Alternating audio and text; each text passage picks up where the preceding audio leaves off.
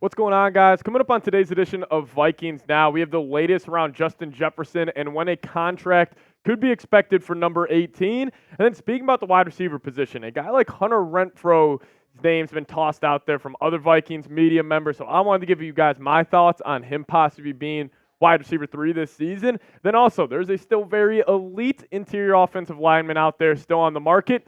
Could Kwesi pick up the phone and sign him? But before we get into all that and more, guys, got to make sure you guys are subscribed here to the channel. We are still in a sub battle with our Falcons Today show. Have around 4,000 sub lead, but I'm just trying to increase that number. So if you guys haven't already, hit that sub button and lock us in as your go-to Minnesota Vikings YouTube channel.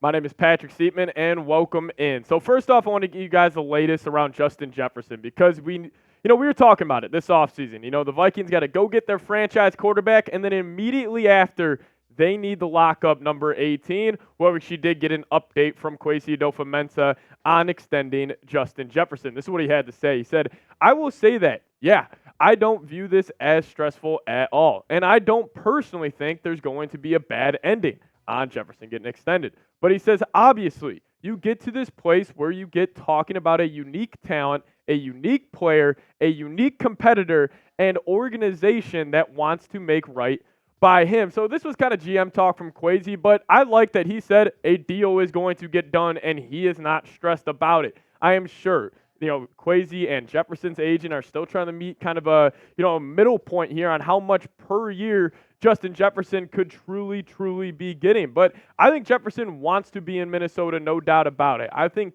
clearly he views this as his home, and I actually want to share with you something that Jefferson put on his Instagram story the other day. This was after the Wolves got the game 1 victory in round 2 versus the Denver Nuggets, and he just said, "You is crazy" to Anthony Edwards. I think, honestly, having, the Minnesota Timberwolves really up, their game and making this deep playoff run, I think it probably makes guys on the Minnesota Vikings being like, man, I want to go do that. I want to go do that for this football team. So I just thought it was pretty cool that Jefferson was showing love to Ant-Man on his Instagram story. But let's go take a look at some other wide receiver deals here that just got done. So A.J. Brown did just sign a 3-year, $96 million extension with the Philadelphia Eagles.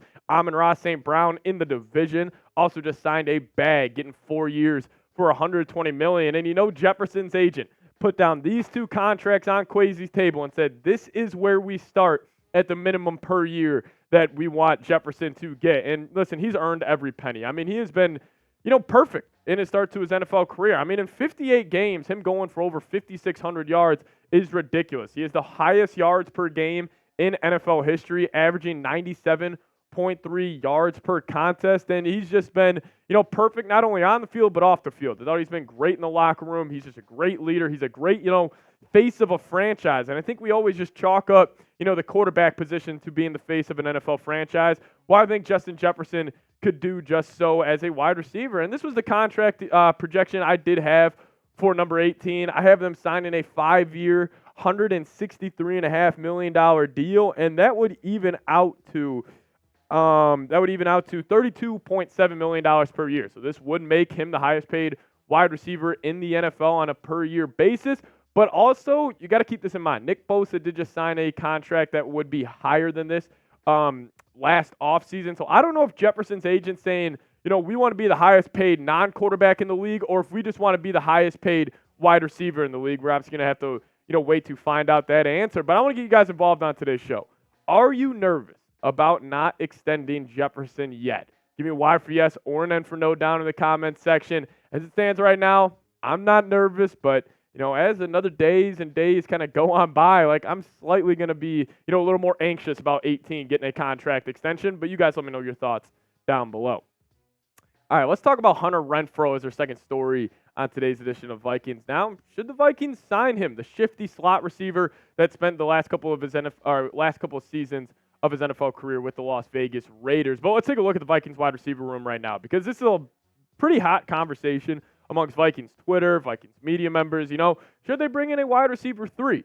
You got top 2 dogs, Jefferson and Addison, one of the best duos in the National Football League, but there is a significant drop-off from the 2 spot to the 3 spot. You got Brandon Powell, you got N'Keal Harry, You got guys like Lucky Jackson, Tristan Jackson, even a guy like Jalen Naylor that we'll talk about here in a second. But no doubt, in my opinion, Hunter Renfrow would be an upgrade over Brandon Powell.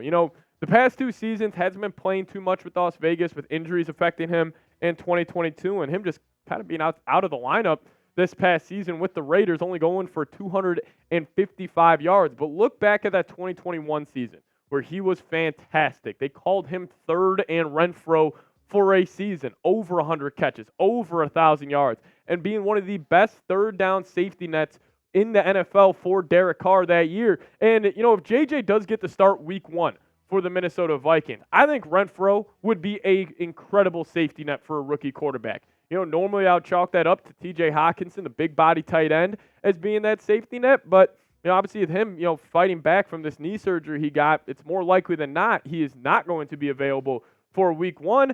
I think, Hunter Renfrow would be a great option. But I will get to this point. I'm not forcing adding another wide receiver. I don't think this is sound the panic alarms like the Vikings need another wide receiver 3. I think they could roll with a guy like Jalen Naylor. I think they could even roll with a guy like Brandon Powell to be wide receiver 3 for Minnesota. But the main guy I want to talk about here is Jalen Naylor. And you guys know I am a fan of his game ever since he was coming out of Michigan State a couple years ago. The Vikings took him in the 6th round, and he really hasn't had a chance to prove himself, in my opinion. Only 29 yards this past season. It's not going to, blow you away by any means. But I would let Jalen Naylor, if I was head coach of the Vikings, I would trust him taking that next step rather than bringing in a guy like Hunter Renfrow. But even if the Vikings do that, I think Renfrow would be a great option. But if they are going to bring a wide receiver 3 in, I would rather have them swing big for maybe a guy like Michael Thomas or Tyler Boyd. But coming up next on today's show, should the Vikings sign Connor Williams as the elite offensive lineman that is still out there on the market? We'll talk about that here in just a second. But first, I want to tell you guys about today's sponsor, and that is Prize Picks. If you guys download the Prize Picks app and use promo code CLNS when you're making your first deposit, we're going to match it up to $100. Now, what is Prize Picks? Well, it's daily fantasy sports made easy. And how do you play? You pick 2 or more players, choose more than or less than on some stat projections, and you guys can start seeing the cash rolling today. I'll tell you what, there is no kind of better time to be playing Prize Picks right now with the Minnesota Timberwolves making this sweet playoff run. I am taking the more on Anthony Edwards points every single game until he proves me otherwise. So, hey, if you guys want to add some more juice to the Timberwolves-Nuggets game tonight, I really strongly suggest you guys do use Prize Picks. And, hey, if this is your first time making a deposit, we're going to match it up to $100 only if you use promo code CLNS. So click that link, prizepicks.com/CLNS. And when you're making your first deposit, plug in that promo code CLNS, and we're going to match it all the way up to $100. Pick more, pick less. It's Prize Picks. It is that easy. Daily fantasy sports made easy. So let's talk about it. Connor Williams is the interior offensive lineman I was teasing at the start of today's show. So Connor Williams, some background information. He was with the Dallas Cowboys at his first part of his career. Then he went to the Miami Dolphins. And this past season, he had his best year. And only playing 9 games, he only allowed 1 sack, in and out of the lineups, due to injuries. But PFF graded him out as his best year so far. It's working from top to bottom as the most recent year for the graph you guys see on screen. But overall, he had an 86.5 PFF grade, 90.5 run blocking grade, and 71.7 pass blocking grade. And, I think Connor Williams would be an absolute great choice for the Minnesota Vikings. Right now they're slotted to have Blake Brandel at that left guard spot. But Connor Williams could be a great option at offensive guard. And what you might be saying to yourself, well, he played center last season with Miami, and honestly, over the last 2 seasons, he's been mainly a center. Well, he was originally an offensive guard with the Dallas Cowboys, so I think he could, it would be a tough adjustment, but I do think he has the ability to go back to that guard position, and there's no doubt, offensive guard, I think it's the most important position of need on the Vikings roster right now. I mean, I can see an argument for corner. You can say wide receiver 3, but I would still go offensive guard, no doubt. Because right now, you have Blake Brandel, a swing tackle, slated in to be your starting left guard this season. Then you got a guy like Ed Ingram, who I like Ed Ingram, but do I love him? No, he has just been a roller coaster to start off his NFL career. It's like one game he plays his ass off, the next game he really struggles. We don't really know if he's going to be a proven, starter in the league yet. So I think Connor Williams, you just place him at that left guard spot. spot, and then you go Darisaw, Williams, Bradbury, Ingram, and O'Neal. Like, that's got to be one of the top units in the entire National Football League. And that's why I get to this point. In terms of adding an offensive weapon, I would rather have the Vikings pay big money for an offensive guard rather than a wide receiver 3. Because, you still have Jefferson and Addison. They're going to get majority of the targets and majority of the kind of load in terms of the pass catching department for the Vikings. And, I trust in a guy like Jalen Nailor stepping up, in year 4 in the NFL, him taking that next leap. I mean, he's got the ability to do it. I just think it comes down to him getting the chance to. And, with KJ Osborne leaving this team for the New England Patriots, like, Naylor's going to have the chance to step in there and really, really, hopefully be effective. But even a guy like Brandon Powell, I didn't think he was too bad last season at all. But in terms of what I would rather choose, I would go offensive guard over wide receiver. But maybe you guys disagree with me. You guys let me know down in the comments section. What is a bigger need for the Vikings, wide receiver or offensive guard? Let me know your thoughts down below in the comments section.